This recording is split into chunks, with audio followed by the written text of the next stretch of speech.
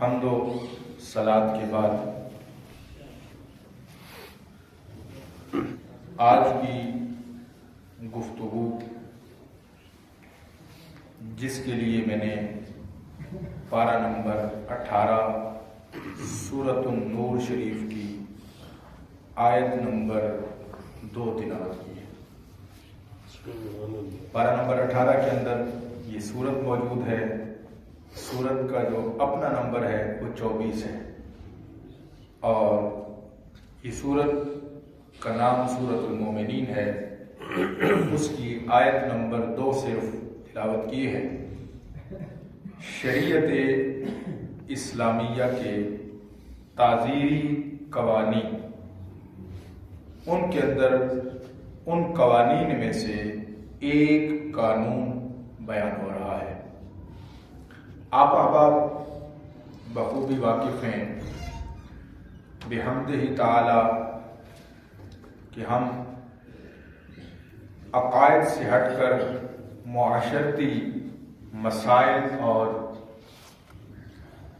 معاشرتی معاملات پر گفتگو زیادہ کرتے ہیں۔ مقصود تربیت ہے۔ ہم سب سیکھنے اور سکھانے کے عمل سے گزر رہے ہیں۔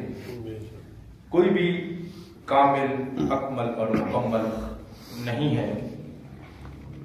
اس لیے قرآن مجید فرقان حمید کی روشنی اور کریم آقا علیہ الصلوۃ والسلام کے پاک فرامین کی روشنی میں کچھ سوالات اور ان کے جوابات ہم تلاش کرنے کی کوشش کیا کرتے ہیں۔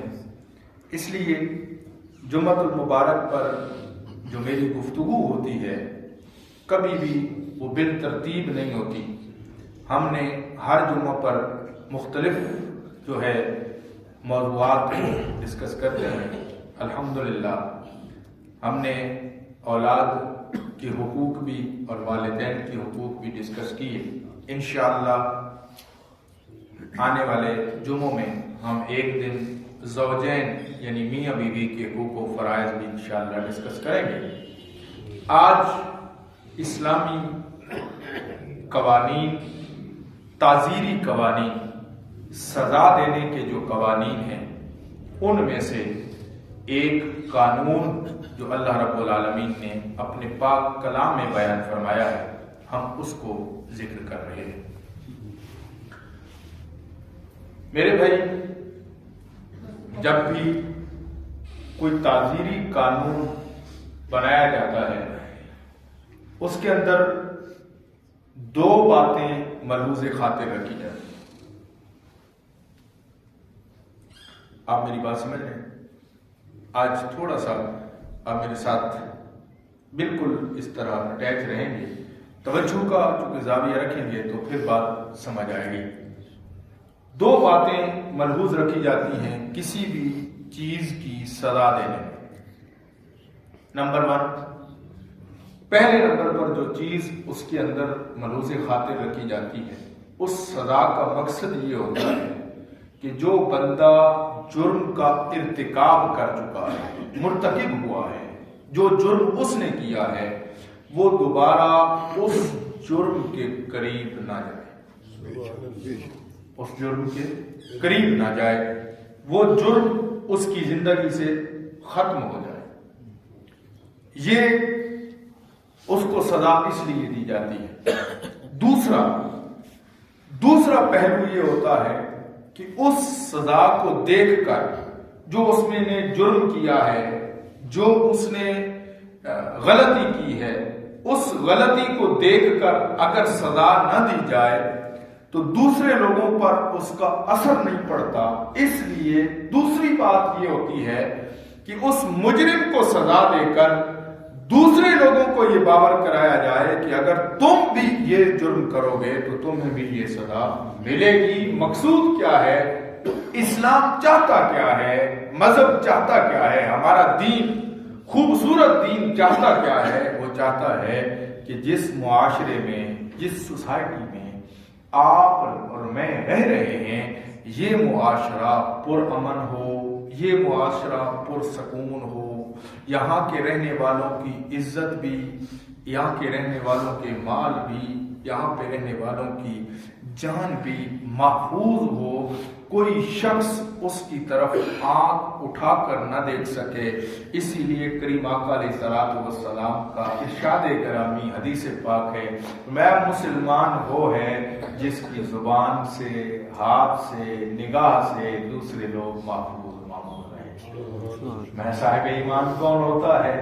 صاحب ایمان فرمایا وہ ہوتا ہے جسے دیکھ کر دوسرا بندہ اپنے آپ کو امن والا سمجھے، اس کو صاحب ایمان کہتے ہیں۔ تو اسلام کا جو بنیادی مقصد ہے، یہاں پر در حقیقت ایک اعتراض تھا، اس اعتراض کا جواب میں عرض کر رہا ہوں اور آپ آگے چل کر انشاءاللہ اس بات کو سمجھ جائیں گے۔ ابھی تو چونکہ میں نے گفتگو کا آغاز کیا ہے تو میں عرض کر رہا ہوں، یہاں پر قانون، اگر سزا دینے کا قانون جو بنایا گیا ہے اس میں یہ دونوں باتیں موجود نہیں ہیں، نہ تو مجرم کو اس سے روکنے کے لیے سزا دی گئی اور نہ ہی معاشرے کو اس سے محفوظ رکھا گیا، تو پھر اس سزا کا کوئی فائدہ نہیں ہے اور یہ سزا بچوں کا ایک کھیل بن جائے گی۔ اس لیے جرم کی جو سزا رکھی جاتی ہے وہ ہلکی نہیں رکھی جاتی، اس جرم سے بھاری رکھی جاتی ہے۔ مثلا قتل کا بدلہ، قتل کا بدلہ، خون کا بدلہ، خون کا بدلہ، خون، کسی کا ہاتھ کٹ گیا، ہاتھ کے بدلے ہاتھ، ناک کے بدلے ناک، کان کے بدلے کان۔ اب اگر یہ سزا دی جائے چوری کرنے والے، کسی کہ مال میں دست اندازی کرنے والے کے ہاتھ کو نہ کاٹا جائے تو پھر یہ جرم بڑھتا جائے گا۔ وہ آج معمولی چوری کر رہا ہے، کل وہ بڑی چوری کرے گا، پھر وہ ڈاکے پر اتر آئے گا۔ اس سے کیا ہوگا؟ اس سے معاشرہ بد امنی کا گہوارہ بن جائے گا اور اسلام یہ چاہتا نہیں ہے۔ اسلام تو چاہتا یہ ہے کہ جب امیر المومنین فاروق اعظم کی حکومت ہو اور وہ حکیم جو علاج کرنے کے لیے، حضرت فاروق اعظم کا علاج کرنے کے لیے حبشہ سے مدینہ شریف کی طرف جا رہا ہو، راستے میں کہے کہ چلو عمر کا انتقال ہو گیا ہے، ساتھ والے پوچھتے ہیں تیرے اوپر کوئی الہام ہوا ہے؟ تجھے کیسے پتا چلا کہ عمر کا انتقال ہو گیا ہے؟ اس نے کہا مجھے اس بات سے پتا چلا ہے جب تک عمر حیات تھا اس وقت تک کوئی بھیڑیا کسی بکری کے قریب نہیں جا سکتا تھا، وہ دیکھو ایک بھیڑیے نے بکری کو اٹھا لیا ہے، مجھے سمجھ آ گئی ہے کہ عمر اس دنیا سے چلا گیا۔ ایک بات آپ کو سمجھ آ رہی ہے؟ ہاں، اسلام یہ چاہتا ہے، اسلام کا تقاضا یہ ہے، اسلام کہتا ہے بھائی تو جس معاشرے میں رہ رہا ہے، اگر تیرے معاشرے میں رہنے والے عیسائی ہیں اور تیری محتاطی کے اندر رہتے ہیں، تیرے محتاط ہیں، تو فرمایا ان کی جان مال بھی تیرے ذمہ ہے۔ تیرے پڑوس میں یہودی رہتا ہے، اس کی بھی جان مال عزت کی حفاظت کرنی ہے۔ میری بات تو اب آپ اسلام کے اندر جو تعزیراتی قوانین موجود ہیں وہ اس لیے نہیں ہے، ایک آبجیکشن ہوا، ایک اعتراض ہوا اور ہم کتنے بھولے بھالے لوگ ہیں۔ اصل میں مصیبت یہ ہے کہ ہم قرآن پڑھتے نہیں ہیں، ہم قرآن کو سمجھتے نہیں ہیں، قرآن کے قریب تو ہم گئے نہیں، قرآن کے قریب تو ہم گئے نہیں۔ میں پچھلے دنوں ایک وہ کسی مولوی صاحب کا ایک کلپ سن رہا تھا، مولوی صاحب فرما رہے تھے کہ میں ایک جگہ پہ کھانا کھانے گیا، ایک سال پہلے رمضان شریف میں افطاری کا پروگرام تھا، تو اس افطاری کے پروگرام میں پہنچا تو کیا ہوا کہ وہاں پر ٹیبل پر کچھ پیسے اور ایک قرآن پاک پڑا ہوا تھا۔ کہتے میں گیا تو میں نے جا کر وہ پیسے اٹھا کر قرآن مجید کے اندر رکھ دیے اور کھانا کھایا تو میں چلا آیا۔ تو بعد میں انہوں نے میرے بارے میں یہ تانا زنی شروع کر دی کہ دیکھو جی مولوی آیا اسی کے پیسے بھی چوک کے لے گئے۔ بڑا پورا سال، اگلے سال انہوں نے مجھے اس افطار پر بلایا نہ، لیکن میں چونکہ مجھے معلوم تھا اس لیے میں چلا گیا۔ جب وہاں گیا تو انہوں نے کہا پیسے پڑے تھے، میں نے ان کو اٹھا کر، انہوں نے پھر اسی طرح ہی پیسے رکھے، میں نے ان کو اٹھا کر دیے، میں نے کہا جناب یہ پیسے آپ کی امانت یہاں ٹیبل پہ پڑے ہیں۔ انہوں نے کہا مولوی صاحب پچھلی دفعہ چوک کے لے گئے تھے ہوں بھی لے جانے سے پچھلی بار جو اٹھا کے لے گئے تھے آپ اٹھا کے لے جاتے. کہتے ہیں مولوی صاحب رونا شروع ہوئے. کہتے میں رویا تو وہ کہتے ہیں جی روتے کیوں ہیں؟ کہتے میں اس بات پہ نہیں رویا کہ آپ نے مجھ پہ الزام لگایا, میں وہ آپ کی جو الماری میں قرآن پاک پڑھا ہے نا اٹھاؤ وہ لے کے آؤ. جب وہ لے کر آئے تو اس پر کہتے ہیں کہ منو مٹی پڑی ہوئی تھی قرآن پاک پر. میں نے اس کو جھاڑ کر کھولا, میں نے اس میں سے پیسے نکال کر دیے. میں نے کہا افسوس اس بات پر ہے پورا سال قرآن تیری الماری کی زینت رہا ہے, تم نے اسے کھول کر ہی نہیں کھولا. میں ایک شادی پہ گیا کہ میں آپ کو اپنی آپ بیتی سناتا ہوں.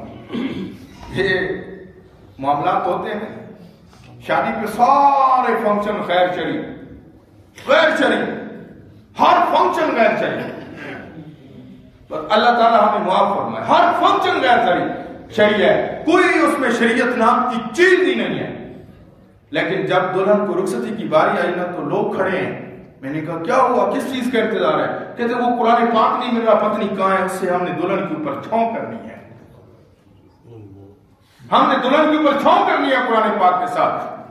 وہ قرآن لایا گیا اور جس دلہن پر چھاؤں ہو رہی تھی نا وہ دلہن آدھی ننگی تھی, آدھی برہنہ تھی.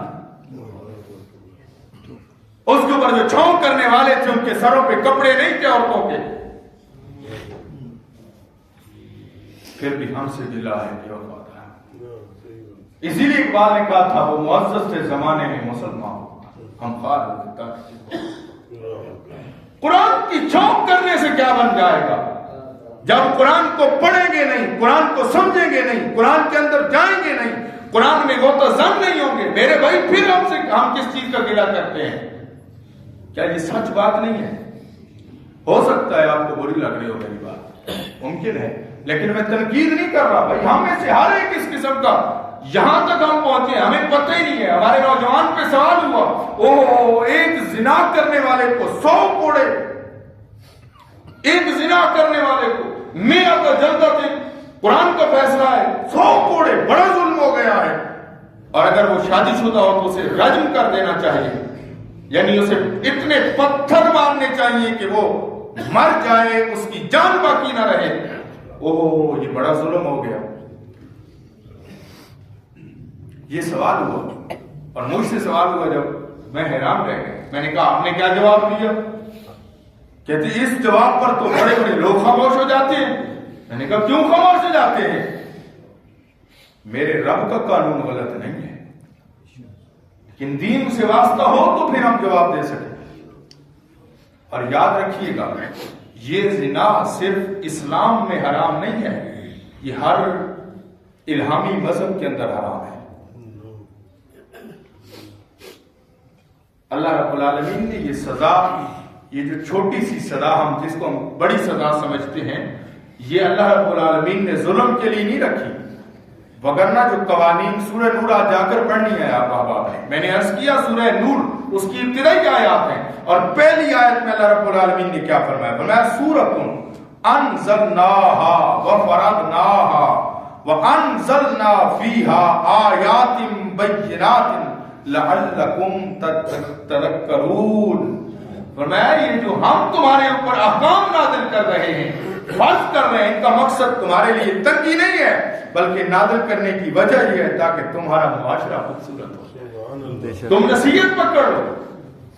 ہم کتنے خوش نصیب لوگ ہیں کہ ہم کتنے خوبصورت مذہب کے پیروکار ہیں, کتنے خوبصورت مذہب کے حامل ہیں, جس کے لیے اللہ نے کہا ہے الیوم اکملت لکم دینکم. کیوں جی؟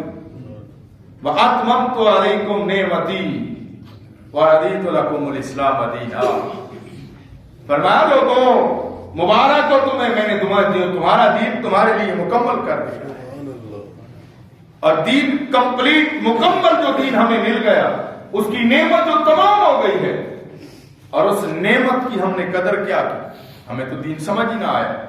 تو احباب یہ جو سزا رکھی ہے نا اللہ رب العالمین نے زانی کی, زنا کرنے والے, آپ ذرا معاشرے کو دیکھیں کیا فرق رہ جائے گا اس جانور اور اس انسان میں, کہ وہ جانور جو اپنی ماں, بہن, بیٹی, اس کی جانوروں کی بھی تو ہوتی ہے نا, بکرے کی ماں جس نے اسے جنم دیا ہے, کیوں نہیں؟ جو اس کے ساتھ پیدا ہوئی ہے وہ اس کی بہن تو ہے نا، کیا ان میں بھی یہ صفات ہے نا؟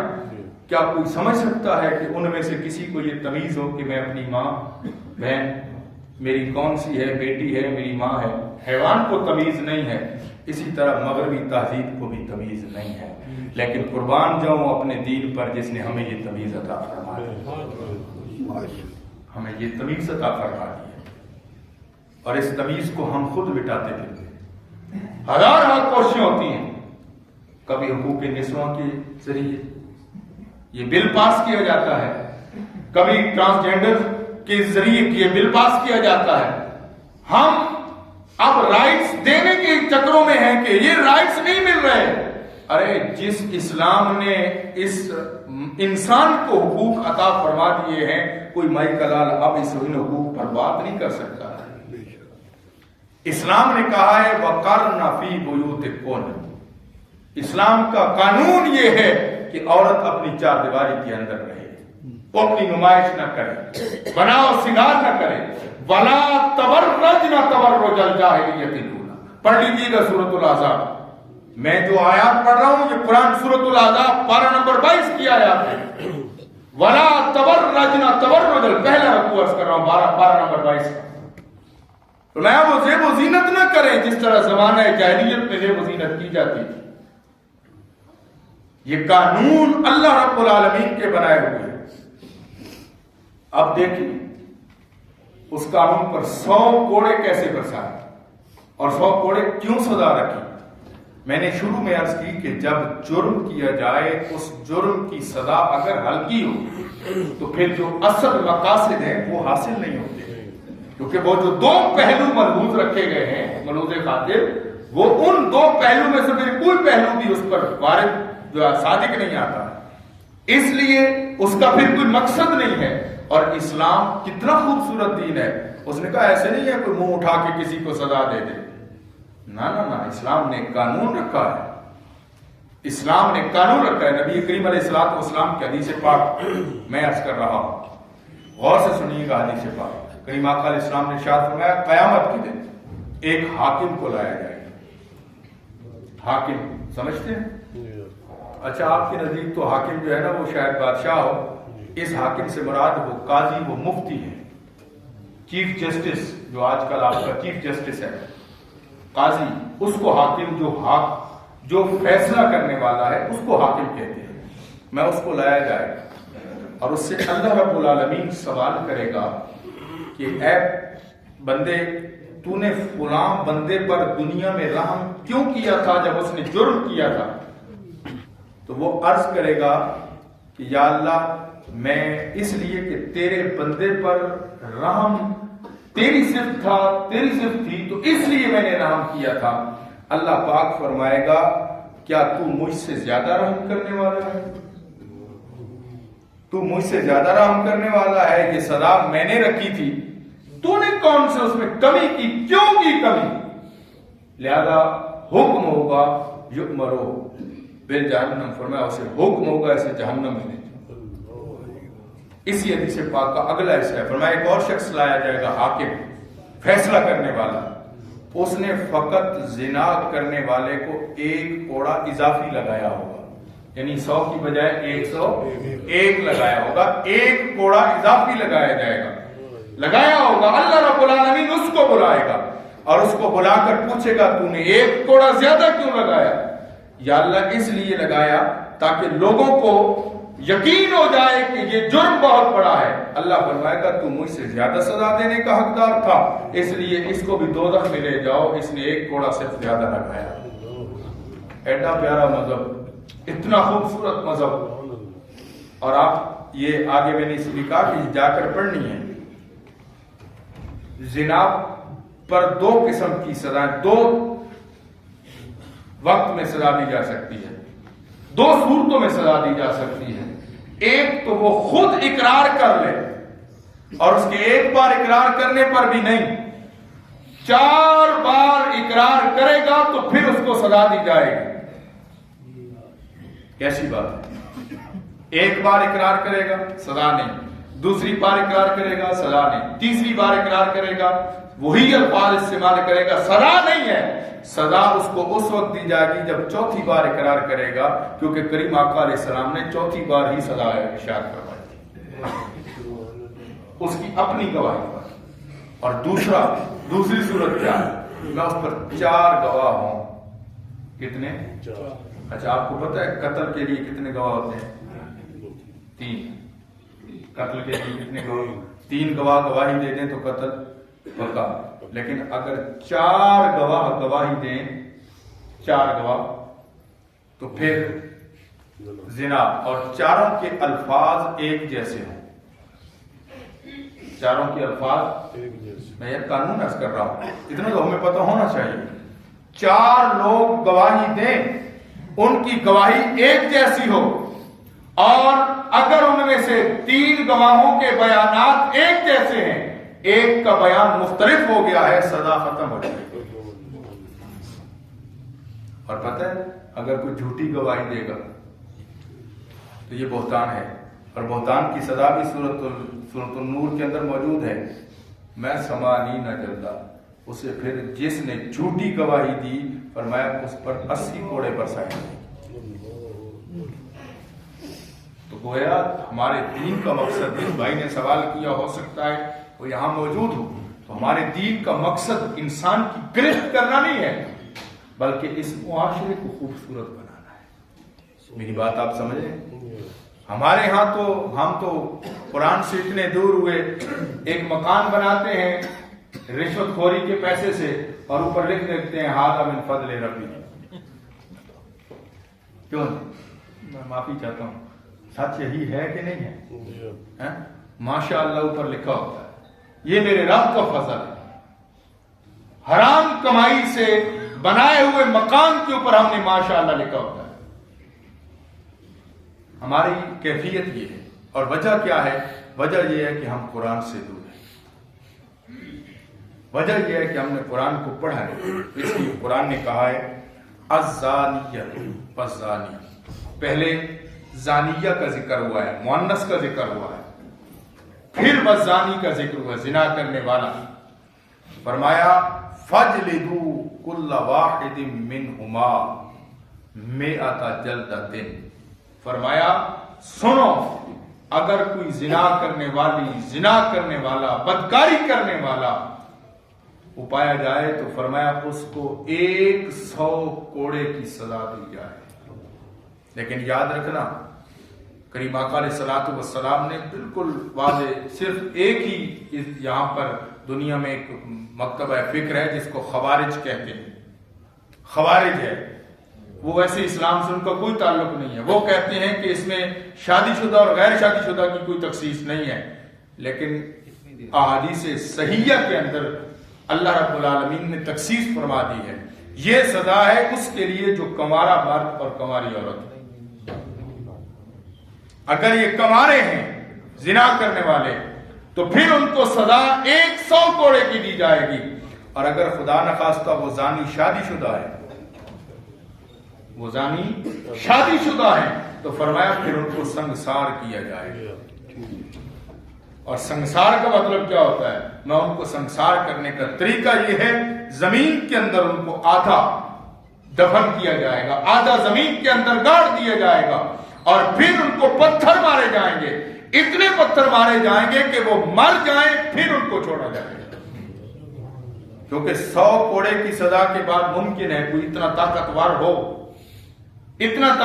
ہو کہ وہ 100 کوڑے کھانے کے بعد بچ جائے، ممکن ہے، لیکن اس کو سزا پوری ہو گئی. اور پھر قانون دیکھیں، میں احادیث صحیح اور کتب فقہ میں سے یہ بات عرض کر رہا ہوں. فرمایا اس کو ایک جگہ پر کوڑے نہ مارے جائیں، ایک جگہ پر نہ مارے جائیں، اس کے منہ پر، اس کی شرمگاہ پر، ان جگہوں پر کوئی کوڑا نہیں برسنا چاہیے. فرمایا مختلف جگہوں پر کوڑے مارے جائیں، اور جو کوڑا مارا جا رہا ہے فرمایا اس کے لیے بھی کیا کمال کی فقہاء نے باتیں لکھی ہیں، اس کے لیے بھی حکم یہ ہے، نہ بہت نرم ہو نہ بہت سخت ہو، بلکہ وہ درمیانی ہو، اس کے ساتھ سزا دی جائے۔ اور اس سزا کا مقصد یہ نہیں ہے کہ اس انسان کی تذلیل ہے، اس سزا کا مقصد یہ ہے کہ دیکھنے والے یہ دیکھ کر جان جائیں کہ اس جرم کی یہ سزا ہے، تاکہ معاشرہ پرسکون ہو جائے۔ وگرنہ حیوانوں کی طرح نہ ماں کی پہچان رہے گی، نہ بہن کی پہچان رہے گی، نہ بیٹی کی پہچان رہے گی، پھر آوارہ کتوں کی طرح معاشرہ بگڑتا چلا جائے گا، اور پھر وہ جو مغربی تہذیب ہے جس کے ذریعے جس کو خبر ہی کوئی نہیں ہے، جو عقل کے اتنے اندھے ہو گئے کہ انہی کی بیٹی کسی غیر کے ساتھ بیٹھی ہے، انہی کی بیٹی کسی غیر کے ساتھ رنگ رلیاں منا رہی ہے، وہ نیو اور نائٹ کے ذریعے ہو، وہ کسی بھی حوالہ سے ہو، فرمایا پھر معاشرہ بگاڑ کا شکار ہو جائے گا۔ اللہ رب العالمین نے فرمایا اے انسان، تیرے اوپر ہم نے اس جو ہے شہوت کو پابندی نہیں لگائی، اگر تو یہ شہوت پوری کرنا چاہتا ہے ہم نے ایک طریقہ بھی رکھ دیا ہے۔ فرمایا ہم نے نکاح کا طریقہ رکھا ہے، اس نکاح کے وسیلہ سے جو اللہ تجھے اولاد دے گا وہ اللہ رب العالمین اولاد حلال کی عطا فرمائے گا۔ میں تو اپنے اس عمل کے ذریعے اپنی جبلیت کی تسکین بھی حاصل کر۔ اور اسلام کا مقصد کیا ہے؟ نسل انسانی کی بقا ہے۔ مقصد کیا ہے؟ انسان، اسی لیے رب العالمین نے گھر کو بنیادی اکائی قرار دیا ہے، خاندان بنیادی اکائی ہے اس معاشرے کی۔ تو اللہ رب العالمین کا مقصود اس دنیا کے اندر، اس معاشرے کے اندر امن و سکون ہے۔ اسلام نے اس لیے یہ قوانین وارد فرمائے ہیں۔ تو میرے بھائیوں، جو قوانین اسلام نے رکھے ہیں نا، ان قوانین سے آگے نہ کوئی ملکہ لال آگے بات کر سکتا ہے، نہ کسی کی ہمت اور جرت ہے۔ یاد رکھنا، جس رب پر ہم ایمان رکھتے ہیں اسی رب نے یہ قانون دیا ہے۔ میں اور آپ اب ان کے اندر سمجھیں گے یار چلے کچھ ہمیں رعایت مل جائے، یہ رعایت کوئی نہیں دے سکتا ہے، اس لیے کہ یہ قانون رب العالمین کا بنایا ہوا ہے۔ تو ہمیں اپنے یہ جو خصوصی طور پر شادی بیاہ کے فنکشنز ہوتے ہیں، یہ جو ہمارے معاملات ہوتے ہیں، ان پر اللہ رب العالمین کی بارگاہ میں التجا بھی کرنی چاہیے، اور اللہ رب العالمین پر یقین اور ایمان رکھنے والے ان باتوں سے محفوظ بھی رہنا چاہیے۔ اللہ رب العالمین ہمیں عمل کی توفیق عطا فرمائے۔ وآخر